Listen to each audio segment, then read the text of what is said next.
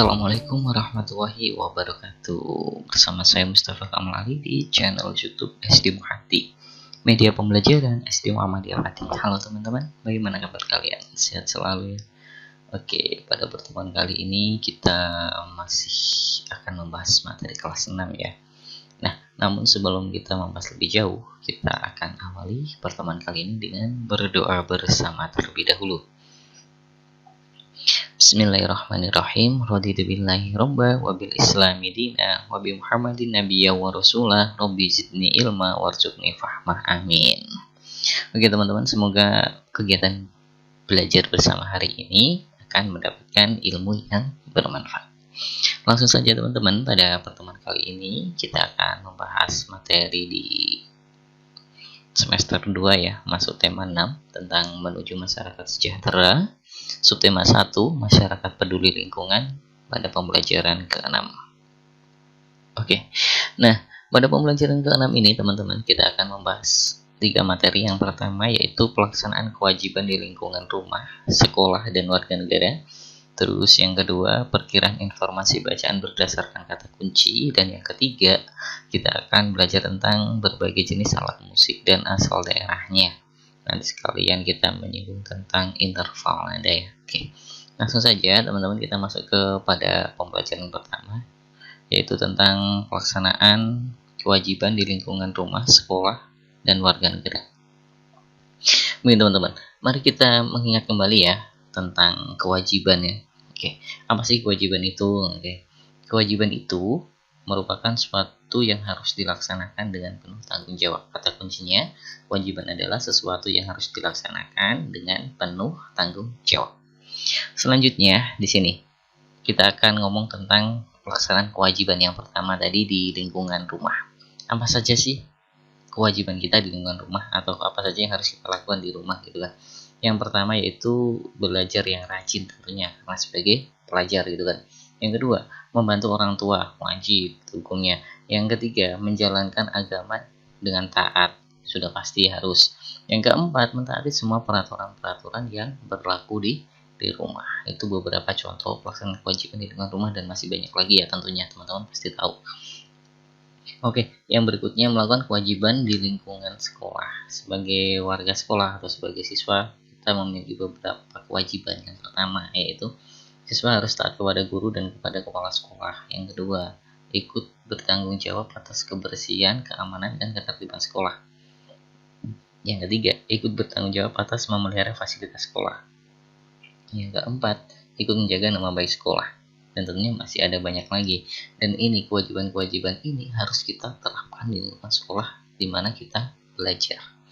Oke, terus berikutnya di sini ada pelaksanaan kewajiban di lingkungan masyarakat. Yang pertama, mematuhi aturan dan norma yang berlaku di masyarakat. Yang kedua, menjaga ketenangan dan ketertiban di lingkungan masyarakat. Yang ketiga, mengikuti kegiatan yang ada di lingkungan masyarakat. Dan yang keempat, menjaga dan merawat lingkungan sekitar. Nah, beberapa contoh ini wajib kita lakukan tentunya di dalam kehidupan bermasyarakat. Di sini yang berikutnya yaitu pelaksanaan kewajiban sebagai warga negara. Apa sih yang harus kita lakukan ketika menjadi warga negara? Yang pertama, kewajiban saling menghormati antar umat beragama. Yang kedua, kewajiban mengikuti pendidikan dasar. Kita wajib belajar gitu kan. Yang ketiga, wajib mentaati peraturan yang berlaku. Yang keempat, kewajiban menjaga lingkungan. Yang kelima, kewajiban membayar pajak. Dan keenam, kewajiban membela negara. Beberapa kewajiban ini harus dilakukan oleh warga negaranya. Nah, teman-teman, kita telah mengenal kewajiban melalui dari anggota keluarga, sebagai warga sekolah, sebagai warga masyarakat, ataupun sebagai warga negara. Selain itu, kita juga mempunyai kewajiban terhadap diri sendiri. Kewajiban kita terhadap diri sendiri tidak kalah pentingnya dan harus kita lakukan. Ya teman-teman, kita di sini akan masuk kepada materi berikutnya, yaitu memperkirakan informasi bacaan berdasarkan kata kunci. Nah, di sini pada pertemuan sebelumnya kita telah mempelajari ya cara memperkirakan informasi berdasarkan kata kunci pada judul teks.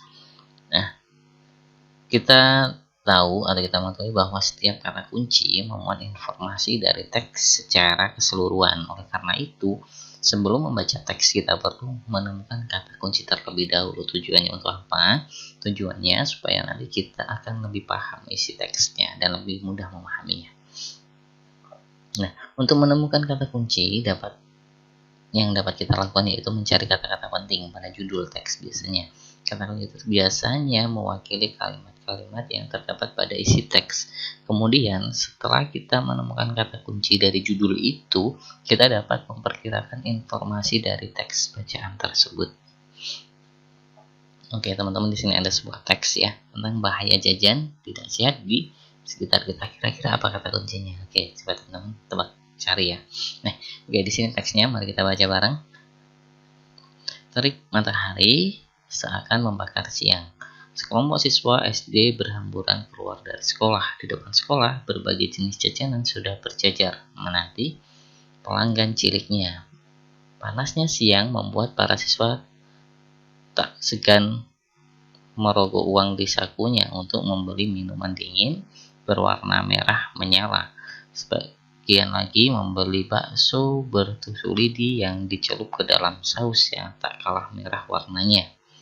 Anak-anak tersebut tidak sadar betapa bahaya menanti mereka. Mereka tidak paham bahwa beberapa tahun ke depan merahnya sirup dan saus tersebut akan menggerogoti organ tubuh mereka. Pengawasan Badan POM dan dalam 5 tahun terakhir menunjukkan masih banyak jajanan anak sekolah yang tidak sehat. Hasil pemantauan pangan jajanan anak sekitar 40-60% mengandung rodomin, formalin, boraks, serta pemanis buatan dalam kadar tinggi. Seringkali ditemukan di antara jajanan di sekitar SD. Dilansir dari Kompas 31 Januari 2011. Sesungguhnya rodomin adalah zat pewarna tekstil, sementara formalin adalah bahan pengawet yang juga dipakai untuk mengawetkan jenazah, dan borak adalah bahan kimia yang kerap dipakai sebagai pencampur dalam pembuatan deterjen. Bayangkan reaksi organ tubuh kita ketika menerima bahan-bahan kimia berbahaya tersebut. Lingkungan sekitar sekolah patut mendapat perhatian khusus terhadap bahaya ini. Mengapa? Siswa sekolah dasar cenderung lebih mudah tertarik dengan makanan yang berwarna-warni cerah. Oleh karenanya, sangat diharapkan para sekolah untuk menyediakan kantin yang menjual makan sehat. Menyiapkan hal ini, BP POM menggalakkan aksi nasional menuju makanan jajanan anak sekolah yang aman, sehat, dan bergizi. Komunitas sekolah menjadi mitra yang akan diberdayakan untuk bekerja sama menjalankan aksi ini. Untuk itu, orang tua siswa dan sekolah perlu meningkatkan kesadaran akan pentingnya makanan bergizi serta mengenal tanda-tanda makanan yang tidak aman dikonsumsi. Mari kita ciptakan generasi sehat melalui makanan yang sehat. Oke teman-teman, setelah baca teks tadi, kira-kira apakah isi bacaan sama dengan isi bacaan sesuai dengan kata kunci berdasarkan perikaran teman-teman semua? Oke, coba teman-teman tuliskan jawaban teman-teman pada buku teman-teman ya. Nah, teman-teman mulai sekarang perhatikan jajanan sekolah ya tentunya ya, yang aman, sehat, dan bergizi demi memenuhi kewajibanmu menjaga kesehatan tubuh. Akan tetapi lebih aman bawalah bekal dari rumah yang lebih sehat. Dengan demikian, kamu telah melaksanakan kewajiban terhadap diri sendiri. Nah, bagaimanakah mewujudkan kewajibanmu terhadap lingkungan? Nah, ikut melestarikan adat dan budaya di lingkungan tempat tinggal merupakan kewajiban setiap warga negara atau masyarakat sekitar.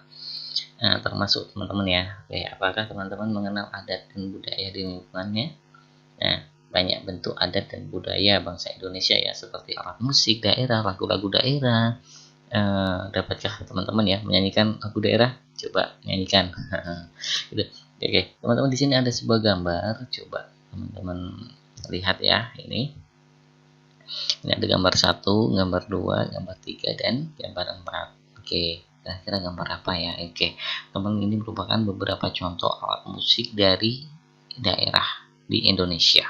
Oke, yang pertama itu adalah angklung yang berasal dari Sunda, Jawa Barat. Yang kedua, gamelan Bali yang berasal dari Bali. Yang ketiga, Tifa berasal dari daerah Maluku dan Papua. Dan yang keempat, Margondong berasal dari Tapanuli, Sumatera Utara.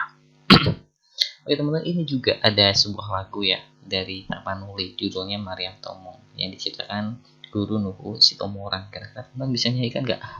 Oke, ya, coba teman-teman cari lagu ini, mungkin bisa di channel-channel YouTube menyediakannya. Nanti coba dengerin lagu ini ya. Oke, lanjut memainkan interval nada. Kita mengenal jarak antara dua nada sebagai interval. Jadi jarak antara dua nada sebagai interval. Berdasarkan cara bermainnya, interval dibagi menjadi dua, yaitu interval harmonis dan interval melodis. Oke, interval harmonis adalah dua nada yang dibunyikan secara bersama. Interval melodis adalah dua nada yang dibunyikan secara bergantian. Contohnya dapat dilihat di sini. Nah, itu ada interval harmonis dan interval melodis.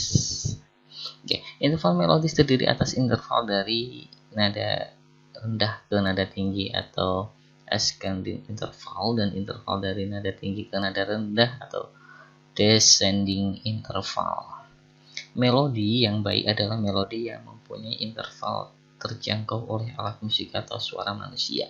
Berdasarkan bunyi yang kita dengar, interval melodi, ciri-ciri bunyi diantaranya yang pertama adalah interval prim. Ya, interval prim hanya terdengar satu nada sehingga terdengar nyaman.